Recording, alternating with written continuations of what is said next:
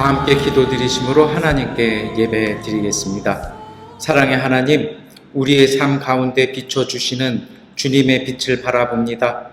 주님의 제자들에게 보였던 주님의 영광이 오늘 모인 우리 가운데 함께하기를 기도합니다. 현상에 집착하고 주의 뜻을 기다리기보다 우리의 뜻을 이루어내려는 우리의 삶을 바라봅니다. 우리가 영적으로 얼마나 쉽게 무감각했는지간을 고백합니다. 변화산에서 주님의 영광을 목격한 제자들과 같이 눈앞에 벌어지는 일을 믿지 못하다 뒤늦게 그곳에 초막을 짓자고 이야기하는 제자와 같음을 고백합니다. 그러한 우리의 모습을 자비의 눈으로 감싸 안아 주심을 인해 감사드립니다. 우리가 잠잠히 주님 앞에 멈추어 서서 주님께서 행하시는 일을 바라보게 하옵소서. 지금도 우리의 삶 속에 역사하시는 주님의 손길을 바라보게 하시고 감사하며 나아가게 하옵소서. 주님의 뜻을 따라 살 수 있도록 지혜와 능력을 우리에게 부어주시고 주님의 놀라운 사랑에 세상 가운데 전해지게 하옵소서. 우리의 예배를 통하여 우리를 새롭게 하시는 예수 그리스도의 이름으로 기도드립니다. 아멘. 나는 전능하신 아버지 하나님 천지의 창조주를 믿습니다. 나는 그의 유일하신 아들 우리 주 예수 그리스도를 믿습니다. 그는 성령으로 잉태되어 동정녀 마리아에게서 나시고 본디오 빌라도에게 고난을 받아 십자가에 못 박혀 죽으시고 장사된 지 사흘 만에 죽은 자 가운데서 다시 살아나셨으며 하늘에 오르시어 전능하신 아버지 하나님 우편에 앉아 계시다가 거기로부터 살아있는 자와 죽은 자를 심판하러 오십니다. 나는 성령을 믿으며 거룩한 공교회와 성도의 교제와 죄를 용서받는 것과 몸의 부활과 영생을 믿습니다. 아멘. 주님의 성령 지금 이곳에 임하소서.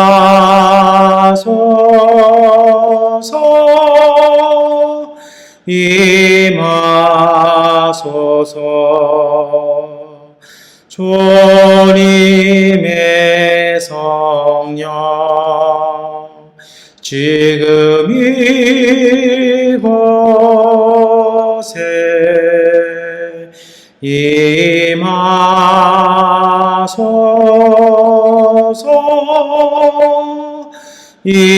임하소서. 할렐루야 할렐루야 할렐루야 할렐루야 할렐루야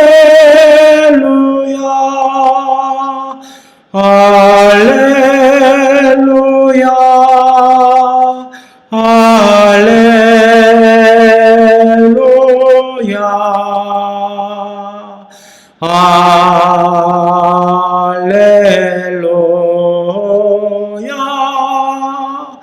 할렐루야. 아멘. 하나님께 기도드리시겠습니다. 전능하신 아버지 하나님, 거룩한 주일 예배로 오늘 주 앞에 예배드리게 하시니 감사합니다. 우리가 예배드리는 모든 것이 성별하게 하여 주시고 하나님을 향한 그 마음 보아 주시어 오늘 우리 주님의 은총 베풀어 주옵소서. 오늘 우리의 부족함과 죄악을 용서하여 주시고 고백하는 믿음 가운데 회개의 은총 더하여 주옵소서. 주 앞에 간구하오니 이제 다시 불기 시작한 이 오미크론 바이러스의 물결들이 속히 지나가게 하여 주시옵소서. 이스라엘 백성들에게 출애굽에 베푸셨던 은총 주셔서 이 전염병들의 그늘들이 속히 지나가며 하나님 우리가 다시 건강한 사회, 밝은 사회 함께 공존하며 강건하게 보낼 수 있는 그 일상을 회복할 수 있도록 은혜 더하여 주시옵소서. 우리가 살아가는 땅 위에 하나님의 공의와 하나님의 정의와 평화 허락하여 주시옵소서. 돈과 권력에 의하여 이리저리 움직이는 갈대들의 그 바람들 주께서 잠재워 주시옵시고 하나님께서 세우신 정의와 나라와 공동체를 생각하는 바른 사람들이 이 땅의 위정자로 세워지게 하여 주시옵소서. 권력을 추구하는 것이 아니라 백국민들을 위한 마음으로 모든 이들을 돌보는 마음으로 설 수 있는 지도자들을 허락하여 주시옵소서. 주 앞에 구합니다.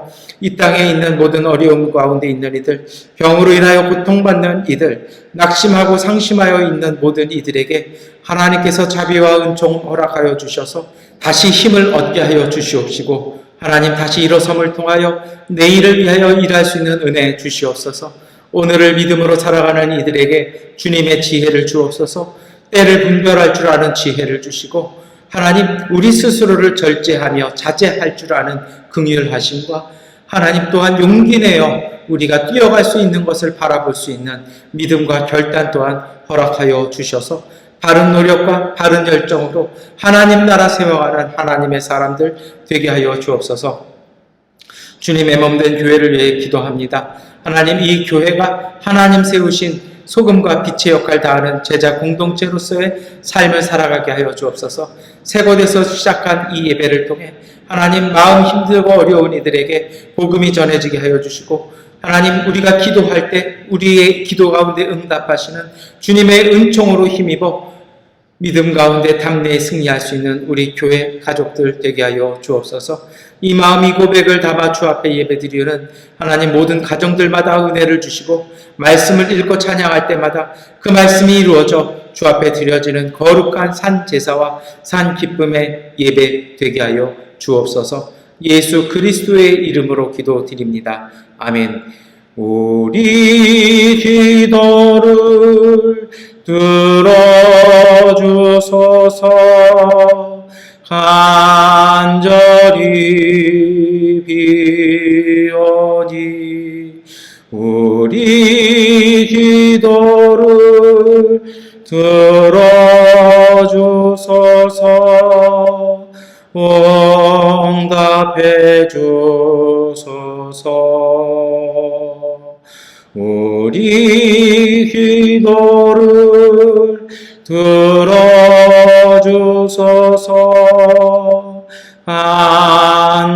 간절히 비오니 우리 기도를 들어주소서. 응답해 주소서. 아멘. 구약성서 예레미야서 17장 5절부터 10절, 13절, 14절의 말씀을 세번역번 성경으로 봉독해 드리겠습니다. 나 주가 말한다. 나 주에게서 마음을 멀리하고 오히려 사람을 의지하며 사람이 힘이 되어 주려니 하고 믿는 자는 저주를 받을 것이다. 그는 황야에서 자라는 가시덤불 같아서 좋은 일이 오는 것을 볼 수 없을 것이다. 그는 소금기가 많아서 사람이 살 수도 없는 땅, 메마른 사막에서 살게 될 것이다. 그러나 주님을 믿고 의지하는 사람은 복을 받을 것이다.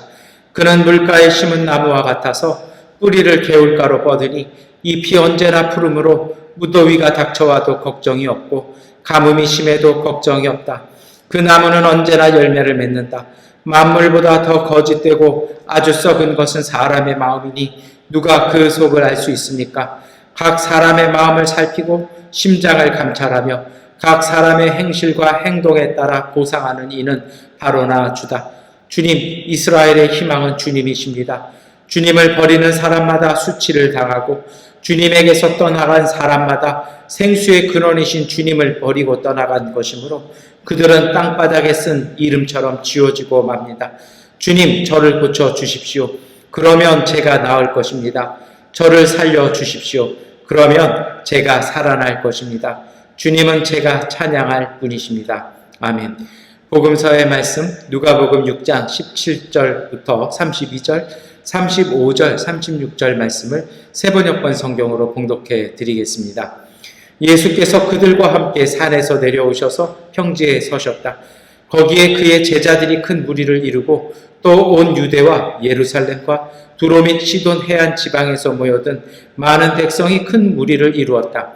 그들은 예수의 말씀도 듣고 또 자기들의 병도 고치고자 하여 몰려온 사람들이다. 악한 귀신에게 고통을 당하던 사람들은 고침을 받았다. 온 무리가 예수에게 손이라도 대보려고 애를 썼다. 예수에게서 능력이 나와서 그들을 모두 낫게 하였기 때문이다. 예수께서 눈을 들어 제자들을 보시고 말씀하셨다. 너희 가난한 사람들은 복이 있다. 하나님의 나라가 너희의 것이다. 너희 지금 굶주리는 사람들은 복이 있다. 너희가 배부르게 될 것이다. 너희 지금 슬피 우는 사람들은 복이 있다. 너희가 웃게 될 것이다. 사람들이 너희를 미워하고 인자 때문에 너희를 배척하고 욕하고 너희의 이름을 악하다고 내칠 때에는 너희는 복이 있다. 그날에 기뻐하고 뛰놀아라. 보아라, 하늘에서 받을 너희의 상이 크다. 그들의 조상들이 예언자들에게 이와 같이 행하였다. 그러나 너희 부유한 사람들은 화가 있다. 너희가 너희의 위안을 받고 있기 때문이다. 너희 지금 배부른 사람들은 화가 있다. 너희가 굶주리게 될 것이기 때문이다. 너희 지금 웃는 사람들은 화가 있다. 너희가 슬퍼하며 울 것이기 때문이다. 모든 사람이 너희를 좋게 말할 때에 너희는 화가 있다. 그들의 조상들이 거짓 예언자들에게 이와 같이 행하였다. 그러나 내 말을 듣고 있는 너희에게 내가 말한다. 너희의 원수를 사랑하여라. 너희를 미워하는 사람들에게 잘해주고 너희를 저주하는 사람들을 축복하고 너희를 모욕하는 사람들을 위하여 기도하여라. 내 뺨을 치는 사람에게는 다른 쪽 뺨도 돌려대고 내 겉옷을 빼앗는 사람에게는 속옷도 거절하지 말아라. 너에게 달라는 사람에게는 주고 내 것을 가져가는 사람에게서 도로 찾으려고 하지 말아라. 너희는 남에게 대접을 받고자 하는 대로 남을 대접하여라. 너희가 너희를 사랑하는 사람들만 사랑하면 그것이 너희에게 무슨 장한 일이 되겠느냐? 죄인들도 자기네를 사랑하는 사람들을 사랑한다. 그러나 너희는 너희 원수를 사랑하고 좇게 대하여 주고 또 아무것도 바라지 말고 구워 주어라.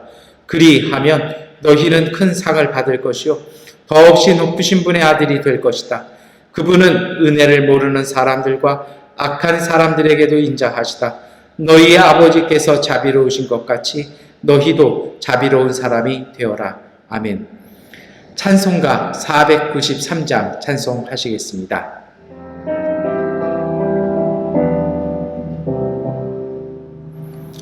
하늘 가는 밝은 길이 내 앞에 있으니 슬픈 일을 많이 보고 늘 고생하여도 하늘 영광 밝음이 얻은 거늘에 지니 예수 공로 의지하여 항상 빛을 보도다. 내가 염려하는 일이 세상에 많은 주 속에 근심 밖에 걱정 늘 시험하여도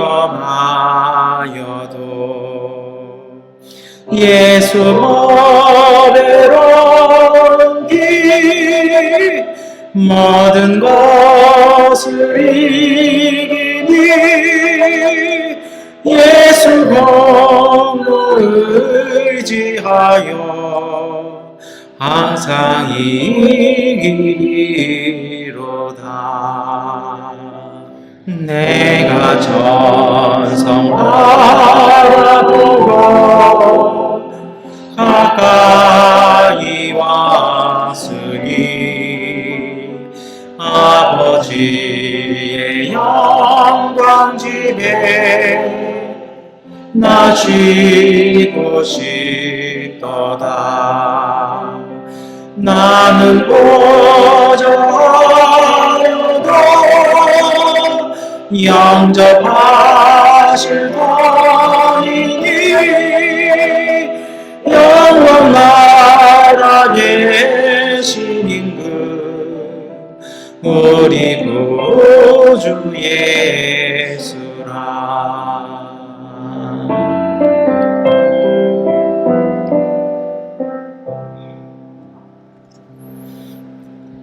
아멘. 서신서의 말씀 고린도전서 15장 12절부터 20절까지의 말씀을 세 번역본으로 함께 읽겠습니다. 그리스도께서 죽은 사람 가운데서 살아나셨다고 우리가 전파하는데 어찌하여 여러분 가운데 더러는 죽은 사람의 부활이 없다고 말합니까? 죽은 사람의 부활이 없다면 그리스도께서도 살아나지 못하셨을 것입니다. 그리스도께서 살아나지 않으셨다면 우리의 선포도 헛되고 여러분의 믿음도 헛될 것입니다. 우리는 또한 하나님을 거짓되이 증언하는 자로 판명될 것입니다. 그것은 죽은 사람이 살아나는 일이 정말로 없다면 하나님께서 그리스도를 살리지 아니하셨을 터인데도 하나님께서 그리스도를 살리셨다고 하나님에 대하여 우리가 증언했기 때문입니다. 죽은 사람들이 살아나는 일이 없다면 그리스도께서 살아나신 일도 없었을 것입니다. 그리스도께서 살아나지 않으셨다면 여러분의 믿음은 헛된 것이 되고 여러분은 아직도 죄 가운데 있을 것입니다. 그리고 그리스도 안에서 잠든 사람들도 멸망했을 것입니다. 그리스도 안에서 우리가 바라는 것이 이 세상에만 해당되는 것이라면 우리는 모든 사람 가운데서 가장 불쌍한 사람일 것입니다. 그러나 이제 그리스도께서는 죽은 사람들 가운데서 살아나셔서 잠든 사람들의 첫 열매가 되셨습니다. 아멘. 참여하겠습니다. 이 말씀 따라 사는 동안 지치지 않게 하시고 이 말씀 따라 사는 동안 주님 나라 임하소서. 이 말씀 따라 사는 동안 지치지 않게 하시고 이 말씀 따라 사는 동안 주님 나라 임하소서.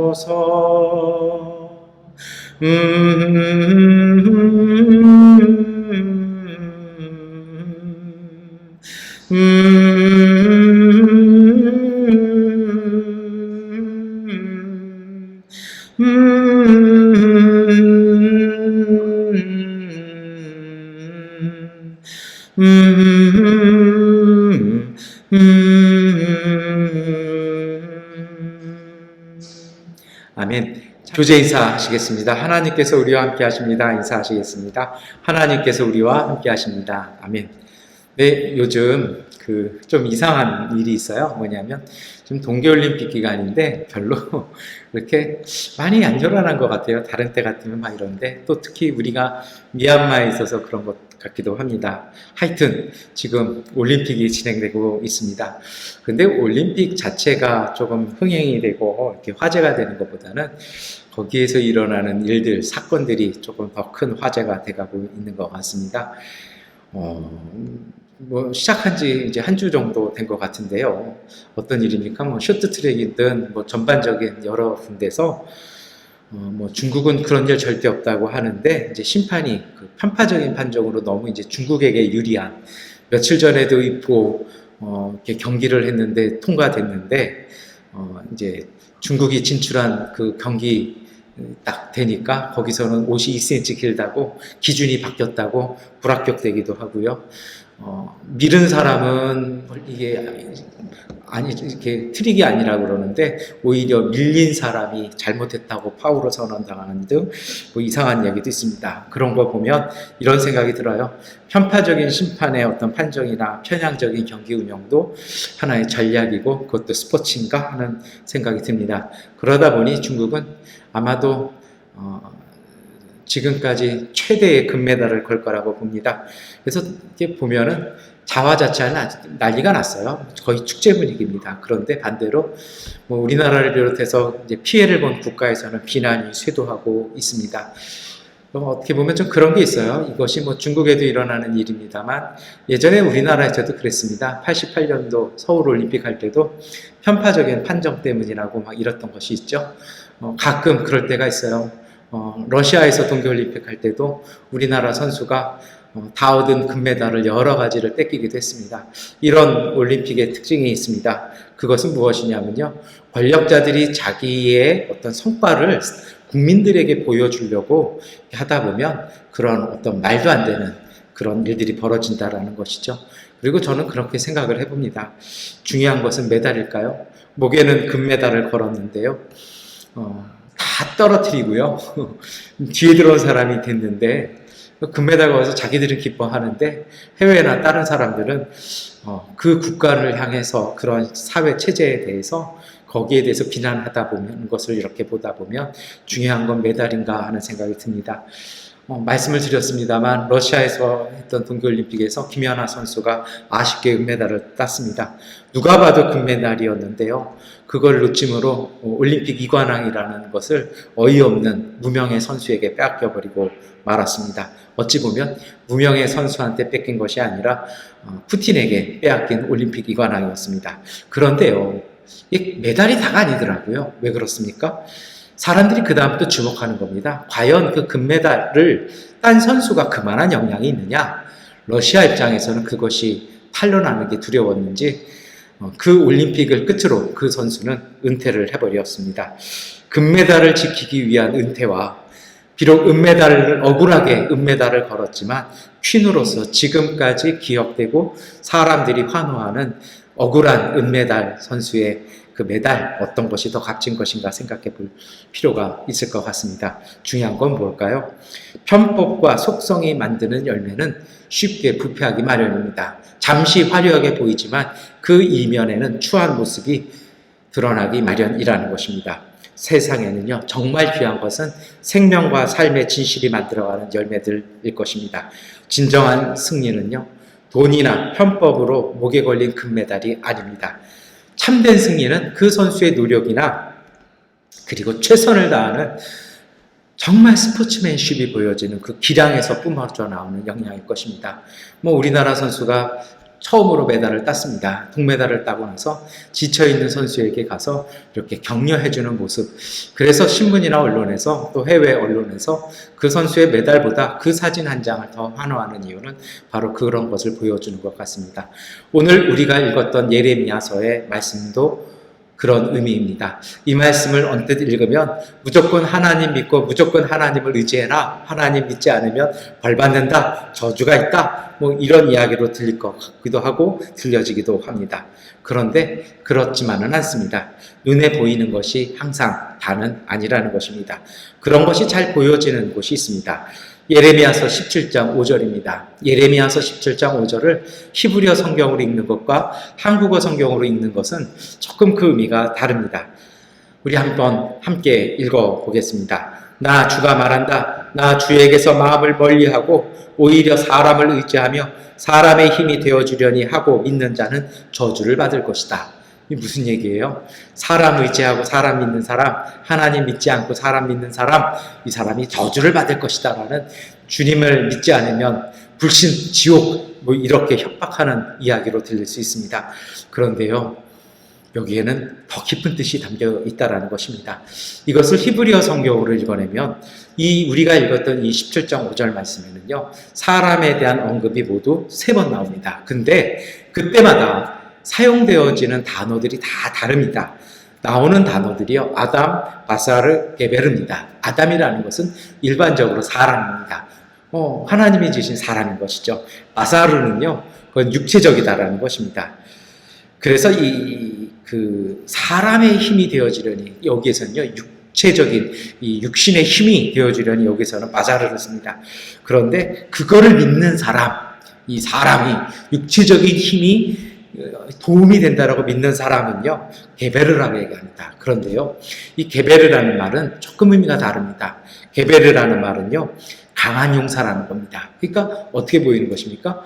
이것을 히브리어를 읽어내면요, 정말 이 힘이, 세상의 권력이 사람들이 힘이 된다고 생각하는 사람, 그래서 그것을 믿고 그것을 막 모은 사람들이 그 강한 용사처럼 보이는 그 강한 용사에게 저주가 있을 것이라는 것입니다. 그런데 더 재미있는 것은요, 하나님이 저주를 내리시는 것이 아니라 여기서는요, 스스로 저주 가운데 들어간다는 겁니다. 그래서 번역을 뭐라고 해놨습니까? 저주를 받을 것이다 라고 되어 있습니다만 더 정확한 의미는 저주가 있다라고 읽는 것이 맞습니다. 그러나 이것이 우리나라 문법에 맞지 않죠? 왜 그럴까요? 왜 거기에 저주가 있다라고 얘기합니까? 강해 보이는데요. 그것은 이렇습니다. 강한 힘이 아니고 그 사람 강해 보이지만 진짜 강한 게 아니라는 겁니다. 무력해 보이고 부패한 곳에 의존하기 때문에 오히려 올라가면 올라갈수록 붕괴할 수밖에 없다는 것입니다. 이것이 잘 드러나는 것이 있죠. 다니엘이 보았던 신상입니다. 흙으로 되어 있는데 그 위로 갈수록 점점 무거워지지 않습니까? 그래서 어떻게 되는 겁니까? 결국은 붕괴할 수밖에 없습니다. 예레미야서 17장 9절의 말씀입니다. 만물보다 더 거짓되고 아주 썩은 것은 사람의 마음이니 누가 그 속을 알 수 있습니까? 보통 권력자들이 망하고 넘어지는 것은요, 그들이 의지하고 그들이 모았던, 그들이 믿었던 신하들, 그 사람들에 의해서 무너지는 것을 우리는 세계 역사에서 잘 볼 수 있습니다. 여러분, 그래요. 참된 생명을 품지 않는 삶은요, 말라버리고요, 스스로 붕괴할 수밖에 없다는 것입니다. 뿌리가 튼실하지 못한 나무는요, 잎이 많아지면 오히려 말라 죽을 수밖에 없다는 것입니다. 예레미야서 17장 6절의 말씀입니다. 그는 황야에서 자라는 가시덤불 같아서 좋은 일이 오는 것을 볼 수 없을 것이다. 그는 소금기가 많아서 사람이 살 수도 없는 땅, 메마른 사막에서 살게 될 것이다. 생명이라고는 없을 것이라는 것입니다. 왜요? 다 말랐다라는 것입니다. 그래서 정말 소중한 것이 있습니다. 그것은 가시적인 힘이 아니라, 가시적인 세상이 아니라, 그러한 사람이 아니라 생명을 품어 담는 것이 중요하다라는 것입니다. 여러분, 성공이 아니고요, 참된 목적을 품는 것입니다. 하나님은 오늘 우리에게 참된 번영을 준비하셨습니다. 예레미야서 29장 11절 말씀입니다. 함께 읽겠습니다. 너희를 두고 계획하고 있는 일들은 오직 나만이 알고 있다. 내가 너희를 두고 계획하고 있는 일들은 재앙이 아니라 번영이다. 너희에게 미래에 대한 희망을 주려는 것이다. 나 주의 말이다. 하나님이 때로 야속해 보이기도 합니다. 하나님이 때로는 좀 그래요. 우리 마음대로 안 들어주세요. 그런데 기억하십시오. 그렇게 하시는 이유는요, 오늘 말씀처럼 하나님은 오늘 우리의 번영을 위해서 그리 하신다라는 것입니다. 순간의 희비가 아니라 참된 것을 추구하는 바른 지혜가 필요하다는 것입니다. 외형의 모습이 아니라, 보여지는 것이 아니라 삶의 내면에 생명을 채우는 것이 중요하다는 것이죠. 예레미야서 17장 7절 8절의 말씀입니다. 그러나 주님을 믿고 의지하는 사람은 복을 받을 것이다. 그는 물가에 심은 나무와 같아서 뿌리를 개울가로 뻗으니 입이 언제나 푸르므로 무더위가 닥쳐와도 걱정이 없고 가뭄이 심해도 걱정이 없다. 그 나무는 언제나 열매를 맺는다. 시편 1편의 말씀이 여기에 다시 나옵니다. 여러분, 이처럼 하나님을 품는 사람, 생명을 품는 사람이요, 제가 지난주에 하나님을 희망하는 사람들은 하나님께서 이렇게 세우실 것이라고 말씀드렸는데요, 오늘은 그 이어지는 말씀이라고 보시면 될 것 같습니다. 여러분, 하나님을 믿고 의지한다는 건 어떤 뜻이 있을까요? 무조건 복종하는 것을 얘기할까요? 그것은요, 하나님의 생명과 뜻을 추구하는 것입니다. 오늘 우리가 무엇을 경험하는가가 아니라는 것입니다. 우리의 삶이 어디로 향하고 있고요, 정말 우리에게서 진정한 열매가 맺어지고 있느냐라는 것입니다. 우리에게 참된 생명, 진리를 품고 있느냐가 하나님을 믿고 의지하는 것이라는 것입니다. 로마서 6장 20절부터 22절의 말씀입니다. 여러분이 종의 종일 때는 의에 얽매이지 않았습니다. 여러분은 그때 무슨 열매를 거두었습니까? 이제 와서 여러분이 그러한 생활을 부끄러워하지만은 그러한 생활의 마지막은 죽음입니다. 이제 여러분은 죄에서 해방을 받고 하나님의 종이 되어서 거룩함에 이르는 삶의 열매를 맺고 있습니다. 그 마지막은 영원한 생명입니다. 여러분, 우리가 하나님 믿고 의지한다는 것은요, 바른 생명의 가치, 진리의 가치를 드러내는 삶을 살아간다는 것입니다.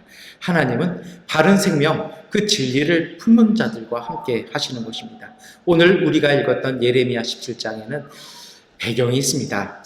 그 앞에 서 있는 예레미야서 15장과 16장을 읽어보시면 예레미야가요, 자기의 정말 힘든 삶과 그 어려움을 가지고 하나님과 대화하는 장면들이 나옵니다. 예레미야서 15장 10절이죠. 어머니 원통합니다. 왜 나를 낳으셨습니까? 온 세상이 다 나에게 시비를 걸어오고 싸움을 걸어옵니다. 나는 아무에게도 빚을 진 일도 없고 빚을 준 일도 없는데 모든 사람이 다 나를 저주합니다. 그 사회를 향해서 하나님의 말씀을 이야기하고 바른 뜻을 얘기하고요. 진리를 얘기하는 것으로 인해서 고난받는 자신의 삶에 대해서 탄식합니다. 그것이 어머니 왜 나를 낳으셨냐라고 그렇게 얘기하는 것이죠. 이러한 탄식하고 있는 정말 자신에 대해서 절망하고 있는 예레미야에게 하나님이 말씀하십니다. 응답과 약속을 주십니다. 그것이 예레미야서 15장 11절의 말씀입니다. 주님께서 말씀하셨다. 내가 분명히 너를 강하게 해주고 내가 복을 누리게 하겠다. 내 원수가 재앙을 당하여 궁지에 빠질 때 그가 너를 찾아와서 간청하게 하겠다. 하나님께서는 예레미야에게 진실한 말씀과 생명 품은 사람들을 도우신다고 약속하시는 것입니다. 정말 지금은 고통스러워서 자기를 낳아준 어머니를 비난하는 예언자에게 그의 삶이 바뀌어질 것이라는 것입니다. 궁지에 빠뜨렸던 그 원수들이 와서 찾아와서 도와달라고 호소할 것이라는 것입니다. 그러한 복 있는 사람으로 변화시킬 것이라는 것입니다. 그리고 이 말씀은 이루어집니다. 여러분, 뒤틀려져 있는 세상에서요, 하나님을 의지하는 신앙, 하나님 앞에 나아가는 신앙의 삶이 있습니다. 그것이 바로 예레미야서 17장 10절의 말씀입니다. 각 사람의 마음을 살피고 심장을 감찰하며 각 사람의 행실과 행동에 따라 보상하는 이는 바로 나 주다. 주님은 오늘 우리의 삶 가운데 응답하신다라는 것입니다. 그러면 우리는 이런 물음을 던져볼 수 있습니다. 우리를 살펴보시는 하나님 앞에서 우리는 완전할까요? 자신 없는 경우가 많은 것 같습니다. 예레미야서 17장 14절은 말씀합니다. 주님 저를 고쳐주십시오. 그러면 제가 나을 것입니다. 저를 살려주십시오. 그러면 제가 살아날 것입니다. 주님은 제가 찬양할 분이십니다. 이것이 그 하나님의 응답과 약속 앞에 응답하는 오늘 우리의 고백일 것입니다. 주님께서 고쳐주시기를 희망하는 믿음, 이것이 바로 바른 믿음일 것입니다. 하나님께서는요, 상처받은 마음과 그 삶을 고쳐주십니다. 비록 완전하지 못하지만 그럼에도 불구하고 주님께서 치료해 주실 것을 믿고 간구하는 사람들을 하나님께서는 회복시켜 주시고 바르게 세워 주신다는 것입니다. 하나님은 오늘 우리의 한 일이 아니라 우리의 진실을 보고 응답하십니다. 여러분, 그러면 우리가 품어야 할 생명은 무엇일까요? 그것이 바로 누가복음에 나타난 주님의 가르침입니다. 오늘 우리가 읽었던 말씀은 마태복음 5장에 나오는 산상수훈과 비슷합니다. 그러나 조금 다릅니다. 이 마태복음에는 8가지 복이 나온다면 오늘 우리가 읽었던 누가복음 6장은 4가지 복과 4가지 저주를 통해서 8을 맞춥니다. 마태복음은 산에 올라온 제자들과 군중들을 향해서 말씀하십니다. 그런데 누가는요, 오늘 예수님께서는 이 가르침을 산에서 내려오셔서 평지에서 말씀하십니다. 무슨 의미일까요? 평지는요, 누구나 접근할 수 있는 쉬운 것입니다. 누구든 오라는 것입니다. 누구든 들으라고 말씀해 주셨다는 것입니다. 특별히 오늘 누가복음의 설명을 보면 이 말씀은 고침받기 위해서 몰려든 불쌍한 사람들에게 주시는 말씀이었습니다. 그런데요, 여러분, 여기서 한 가지 기억할 것이 있어요. 오늘 주님께서 그런 사람들에게 얘기해 주시잖아요. 4가지 복을 받은 사람들이 있습니다. 한결같이 어떤 사람들입니까? 이 사람들이요, 불쌍하고 지친 사람들입니다. 병든 사람들입니다. 그런데 이 말씀들을 이렇게 싹 정리해보면 어떤 의미로 묶어낼 수 있냐면요, 이겁니다. 뭐냐면 지금 가난하고 슬퍼하고 굶주리고 아파하는 여러분은 저주받은 사람들이 아니라 여러분들은 안에 이미 하나님의 은혜와 복이 있다라고 예수님은 선언해 주시고 일깨워 주시는 것입니다. 당신들은 하나님의 은총 받고 있는 사람이라는 것입니다. 그 당시 관념에는요, 가난하고 병들고 이렇게 되는 것은 다 하나님의 벌이라고 생각했습니다. 그것이 세상 사람들의 그 판단이었고 그것으로 사람들의 생각을 올가매놨습니다. 그런데 주님은 그것이 아니라고 얘기하시는 것입니다.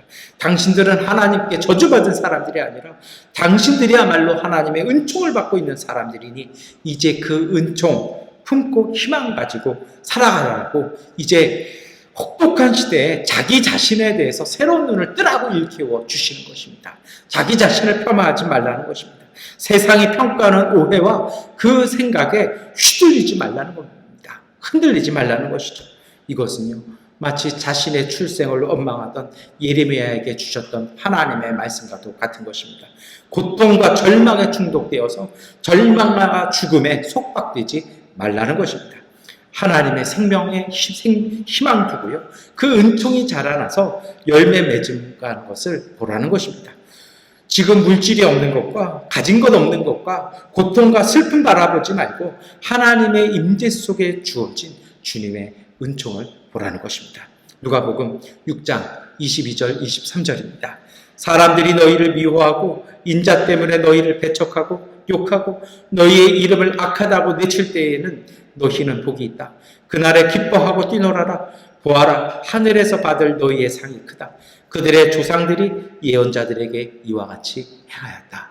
오늘 이 말씀이 예레미야에게 주셨던 주님의 말씀과 같은 것입니다. 예레미야에게 주셨던 그 말씀이 예수 그리스도를 통해서 오늘 우리에게 다시 이루어진 것입니다. 이어서 예수님은 4가지의 저주 이야기를 말씀하십니다. 이 말씀 듣다 보면, 읽다가 보면 그런 생각이 들어요. 부자나 지금 즐거워하고 기뻐하는 사람은 구원받지 못하나? 저주만 받아야 되나? 이런 생각을 해요. 반문도 일어납니다. 부자였던 아리마다의 사람 요셉은 어떻게 될까요? 하나님의 축복으로 거부가 되었던 아브라함은 어떻게 될까요? 자칫 이 말씀 잘못 읽은 사람들은요, 예수님께서도 공산주의 혁명을 지지하셨다, 이렇게 이상하게 읽어내는 사람들도 있었습니다. 근데 여러분, 아니라는 겁니다. 근데 왜 예수님은 이 자리에서 저주와 화가 있다라고 말씀하실까요? 그것은 예레미야서의 말씀을 읽어보신 여러분들은 이해하실 것입니다. 물질이나 그리고 지금의 기쁨을 의지하는 사람들에게 그것이 강해 보이고 그것이 굳건해 보이지만, 그거를 의지하고 그것을 하나님이라고 믿는 사람들, 그게 전부다라고 얘기하는 사람은 붕괴될 것이라는 것입니다. 그리고 특별히 오늘 예수님은 이 말씀을요, 앞에 힘들어하는 사람들, 지친 사람들, 약한 사람들과 이어 말씀하십니다. 그들과 함께 살아가는 삶 속에서의 관계 속에서 말씀 풀어 가시는 것입니다. 가난하고 굶주리고 슬피 울며 불의에 고통당하는 사람들이 공존하는 세상이라는 것입니다. 배고파 죽어가는 사람이 있고요, 억울해 눈물을 흘리는 사람이 있는데, 한쪽에서는 배불러 기뻐 잔치하고요, 한쪽에서요 기쁨에 잔치하고 있다라면 이거 말도 안 된다라는 것이죠. 그래서 어떤 것입니까? 부자라서가 아니라 그것만 의지하기 때문이라는 것입니다. 하나님을 두려워하지 않아서 이웃과 공감하고 더불어 살지 못하기 때문에 지금 누리고 있는 기쁨이 축복이 되지 못한다는 것입니다. 왜냐하면 무관심, 그것 자체가 저주이고 화라는 것입니다. 여러분, 어떻게 해야 할까요? 예수께서 가르치시는 바른 생명과 삶이 있습니다. 오늘 예수님께서는 이런 모든 말씀을 하시면서 마지막을 이렇게 말씀하십니다. 하나님 아버지처럼 자비로운 사람이 되라고 말씀하십니다. 누가복음 6장 36절입니다. 너희의 아버지께서 자비로우신 것 같이 너희도 자비로운 사람이 되어라. 여러분, 이 말씀이요, 사실은 레위기의 말씀과 평행 구조를 가지고 있습니다. 사실은 레위기의 말씀을요, 대체해 놓는 것입니다. 어떤 말씀이냐면 레위기 19장 2절 말씀입니다. 함께 읽겠습니다. 이스라엘 자손 온 회중에게 말하여라. 너는 그들에게 이렇게 일러라. 너희의 하나님이 나 주가 거룩하니 너희도 거룩해야 한다. 여러분, 이 본문과 유사하다는 거예요. 참된 생명을 품은 사람들이란 누굽니까? 정말 복을 받는 사람이란 누구냐라는 것이죠. 구약에서는요, 하나님의 거룩하심을 품으라고 말씀합니다. 그런데 오늘 예수님은요, 하나님의 자비로운 마음을 품어 자비로운 사람 되라고 얘기하십니다. 그러면 이렇게 읽어낼 수 있는 거죠. 하나님의 거룩하심 무엇입니까? 옷깃을 거룩하게 입는 그 권위 아니라는 것입니다. 바로 하나님의 자비를 품은 사람들이 하나님의 거룩하심을 품은 사람이라는 것입니다. 하나님의 자비를 품어내므로 하나님의 자녀되어 하나님의 거룩하심 품게 된다는 것입니다. 4가지 복과 4가지의 저주가 전하는 가르침이 있습니다. 삶의 환경에 자신을 속박시키지 말라는 것입니다. 너무 거기에 의지하는 것도 문제인데요, 너무 없어서 그것 때문에 끙끙끙거리는 것도 잘못이라는 거예요. 참된 생명 품어서 언제나 열매를 맺는 사람 되라는 것입니다. 참되고 바른 생명은요, 자비를 품은 사람들이라는 것입니다. 그러면 이 자비란 무엇일까요? 불교에서 말하는 자비와 우리가 말하는 자비가 다릅니다. 예수님께서 가르치신 자비란 원수를 미워하지 않고 사랑으로 품어 안는 것입니다. 이것이 바로 예수님께서 오늘 본문에 얘기하시는 이 뺨의 이야기와 한쪽 뺨 맞으면 다른 쪽 뺨 굴려대는 것이죠. 그리고 속옷 이야기에 해당되는 것입니다. 이것은 복수와 거절의 삶이 아니라 회복과 섬김의 삶을 살라는 것입니다. 대접받는 사람이 아니라 대접하는 삶 살라는 것입니다. 그래서 모든 생명을 향한 호의와 환대의 삶을 살라는 것입니다. 누가복음 6장 35절입니다. 그러나 너희는 너희 원수를 사랑하고 좋게 대하여 주고 또 아무것도 바라지 말고 구워 주어라. 그리하면 너희는 큰 상을 받을 것이요 더없이 높으신 분의 아들이 될 것이다. 그분은 은혜를 모르는 사람들과 악한 사람들에게도 인자하시다. 여러분, 이것이 바로 하나님의 자녀들의 삶이고요. 이것이 바로 하나님을 의지하고 하나님을 믿는 사람들의 삶이라는 것입니다. 이제 설교를 마무리하겠습니다. 오늘 우리가 예레미야서와 누가복음 6장의 이야기를 그 말씀들을 살펴보았습니다. 보기에만 좋은 세상에 헛된 것 의지하지 말고 하나님 의지하라고 말씀하십니다. 하나님을 의지한다라는 것은요, 종교적인 이야기를 하는 것이 아니고요, 율법적인 이야기하는 것이 아니라 하나님의 생명 품고 그 가치 있는 삶을 살아가라는 것입니다. 예수께서 가르치시는 가치 있는 삶이 있었습니다. 그것은 바로 하나님의 자비를 품고 자비를 실천하는 삶이었습니다. 여러분, 하나님의 자비가 우리의 삶의 생명이 되고요, 그 생명이 우리를 살게 해서 열매 맺게 하는 것입니다. 우리의 믿음은 이것을 믿고 실천하며 사는 것입니다. 여러분, 이것이 과연 이루어질까요? 우리가 읽지 않은 말씀이 있죠. 고린도전서의 말씀입니다. 고린도전서 15장 14절, 19절, 20절 말씀 함께 읽겠습니다. 그리스도께서 살아나지 않으셨다면 우리의 선포도 헛되고 여러분의 믿음도 헛될 것입니다. 그리스도 안에서 우리가 바라는 것이 이 세상에만 해당되는 것이라면 우리는 모든 사람 가운데서 가장 불쌍한 사람일 것입니다. 그러나 이제 그리스도께서는 죽은 사람들 가운데서 살아나셔서 잠든 사람들의 첫 열매가 되셨습니다. 주님께서 이것을 실천하셨습니다. 자비로우신 삶을 사셔서 십자가에 달리시고 죽으셨습니다. 자비를 실천하시고 자비로운 일을 하셔서 죽임당한 예수님께서 부활하셨습니다. 그리고 오늘 우리도 그러한 삶을 살 수 있게 된 것입니다. 자비를 실천하는 삶을 통해서요, 하나님의 생명의 가치를 드러낸 하나님의 자녀들은 어느 곳에서든지 하나님 나라의 열매를 맺어가는 복된 삶이 될 것입니다. 수단 방법 가리지 않고 금메달 걸었다고 좋아하지만 전 세계가 손가락질합니다. 오늘 우리의 삶이 그런 삶 되어서는 안 될 것입니다. 우리 안에 참된 것을 품어서 결과와 상관없이 언제나 누구에게도 참된 생명이 되는 그러한 삶을 살아야 할 것입니다. 좋아 보이는 세상, 그 자리 현혹되지 마십시오. 우리의 삶과 우리의 형상 안에 담겨있는 하나님의 형상과 축복의 그 생명에 집중하십시오. 무엇을 얻고 쌓아서 우리의 삶이 결정되는 것이 아니라 우리가 하나님의 자비를 실천할 때 그 삶 자체가 복이 되는 것입니다. 주님의 성령께서 여러분을 인도하시고 도우시기를 축원합니다. 쉬워 보이는 길이 아니라 거칠어도 옳은 길을 선택할 때 눈물과 땀이 있더라도 그 길은 기쁨과 승리를 가져다 줄 것입니다. 무엇을 하는가보다 무엇을 선택하는가가 중요한 것입니다. 이제 우리가 선택하고 실천할 시간입니다. 주님께서 우리를 도우시고 우리 앞에 기다리십니다. 힘들고 마음 무거워질 때마다 기도하십시오.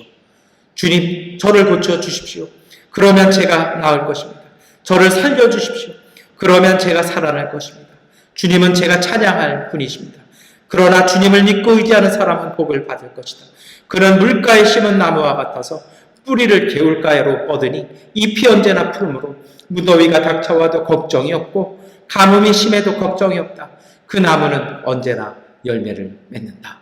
하나님의 생명 품어 하나님이 주시는 기쁜 그 삶 자체가 복이 되고 그 복 누리며 이웃을 살리는 하나님의 사람들 되시기를 축원합니다. 기도하겠습니다. 전능하고 자비로우신 하나님, 주님을 기쁘시게 하는 일을 갈망하게 하시고 온전히 앞만 바라보며 곧바로 가게 하시고 죽는 순간까지 온전하게 하옵소서. 무가치한 세상의 유혹으로 실족하지 않게 하시고 흔들리지 않는 마음을 주옵소서. 고통 때문에 지쳐 삶을 포기하지 않게 하시고 가치 없는 것을 얻으려 타협하지 않게 하시고 고결한 마음 주옵소서. 하나님이시여, 제게 주님을 찾는 열심과 주님을 발견하는 지혜를 주시고 마지막 날에 하나님 품에 안길 수 있는 믿음 허락하여 주옵소서. 예수 그리스도의 이름으로 기도드립니다. 아멘. 찬송가 515장 찬송 드리겠습니다.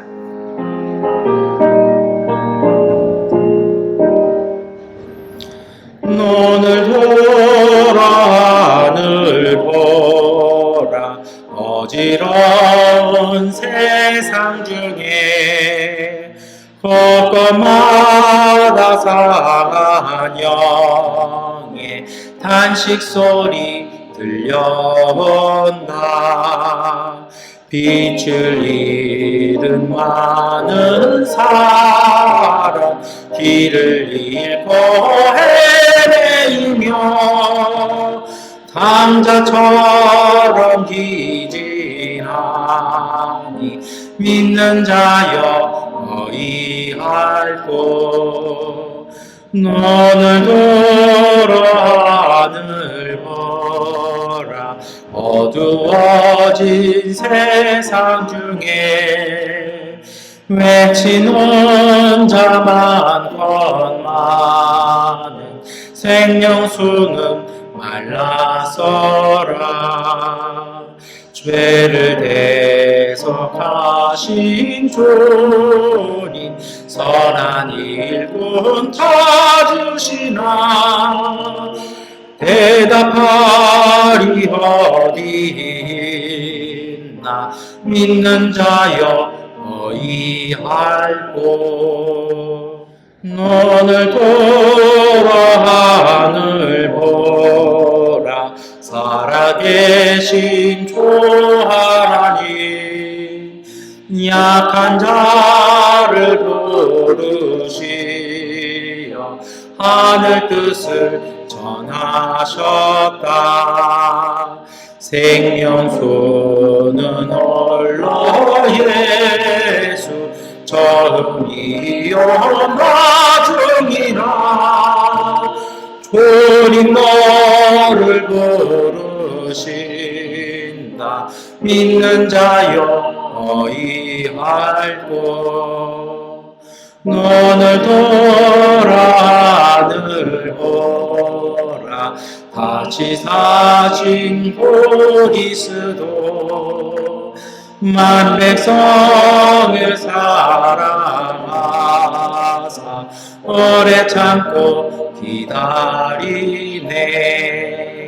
인내하신 구주 유주 그의 심판하시는 날 꼭 가까이 많은데 믿는 자여 어이할꼬.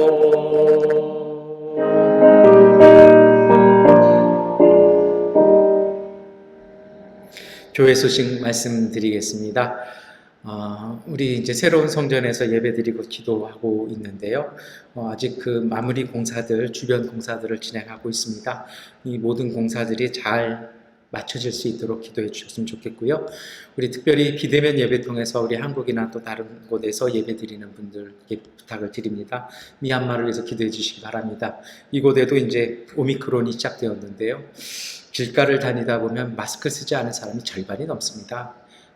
이미 이 교민사회도 좀 확산이 되고 있는 것 같은데 우리가 이번에 더 경각심 가지고 잘 이겨낼 수 있도록 위에서 중보기도해 주셨으면 좋겠습니다. 주기도문송 찬송 드리겠습니다.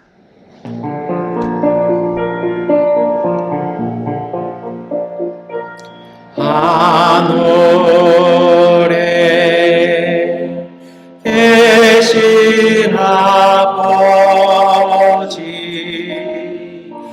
이름 거룩하사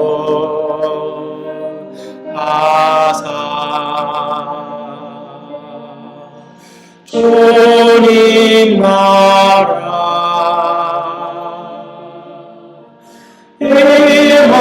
임하시고 뜻이 이루어지이다.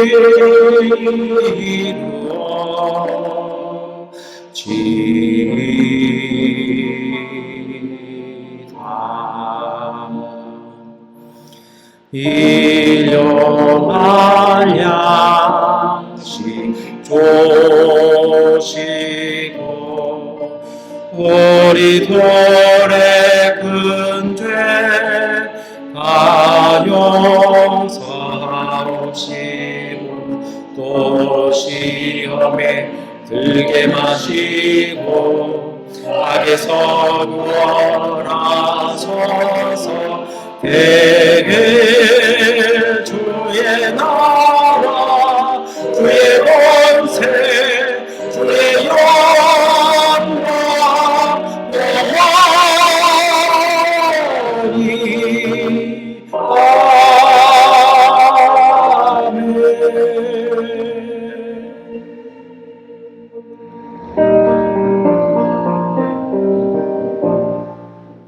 전능하신 아버지 하나님, 하나님의 자녀들이 주 앞에 예배를 드리며 감사함으로 예배를 드렸습니다.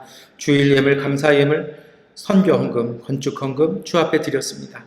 주님, 이 모든 예물을 받아주시고 그 예배드린 마음과 손길 기억하여 주셔서 하나님 그 믿음 가운데 주님의 생명 풍성하여 하나님의 은총과 진리가 가득하여 하는 일마다 서는 곳마다 복되게 하여 주시옵소서. 특별히 마음 흔들리지 아니하며 하나님께서 주시는 지혜를 통해서 온전한 믿음의 길 통해서 하나님께서 주시는 반석 위에 세운 집과 같은 놀라운 은총과 은혜로 채워 주시옵소서. 지금은 우리 주 예수 그리스도의 은혜와 거룩하신 하나님의 은총과 보혜사 성령님의 역사와 능력이 하나님의 자비를 품어 시냇가의 신기운 나무처럼 항상 열매 맺는 삶이 되어 이웃과 세상의 생명 구하는 삶으로 결단하는 믿음의 가족들 위해 영원히 함께 하시기를 간절히 축원하옵나이다. 아멘. 주님의 평화가 우리와 함께 우리 이웃들 가운데 하나님께서 함께 하십니다. 이것으로 주일 예배를 마치겠습니다.